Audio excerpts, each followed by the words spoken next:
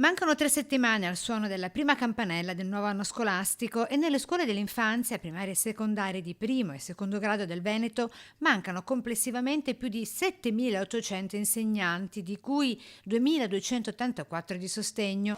Eppure la mancanza quest'anno è particolarmente grave. Il Ministero non ha nemmeno risposto alle sollecitazioni per sapere come sono stati ripartiti questi numeri di insegnanti nelle altre regioni italiane.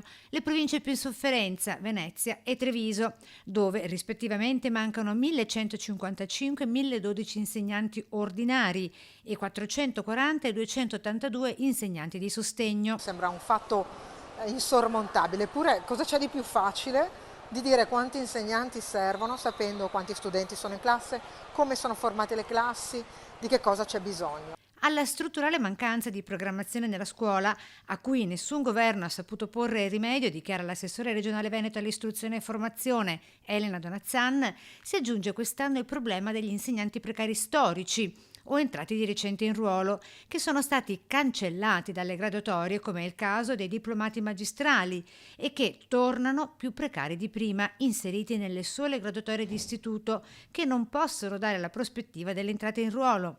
E ancora sono venuti a mancare i concorsi, nonché i posti di abilitazione, in particolare per gli insegnanti di sostegno, prosegue sempre l'assessore, e a farne le spese in primis è la classe docente.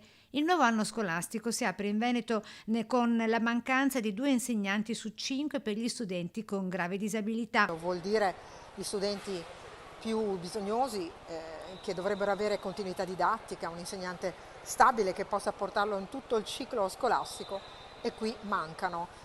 Non a caso le richieste fatte, soprattutto nei confronti del Ministero, con a fianco le università venete, chiedevano di avere posti per abilitare gli insegnanti di sostegno. E l'ultima grave incertezza che si aggiunge per il Veneto è che ad oggi l'ufficio scolastico regionale è privo di vertice, perché la dirigente Augusta Celada è stata chiamata a Roma. A me pare che il Veneto sia stato penalizzato particolarmente.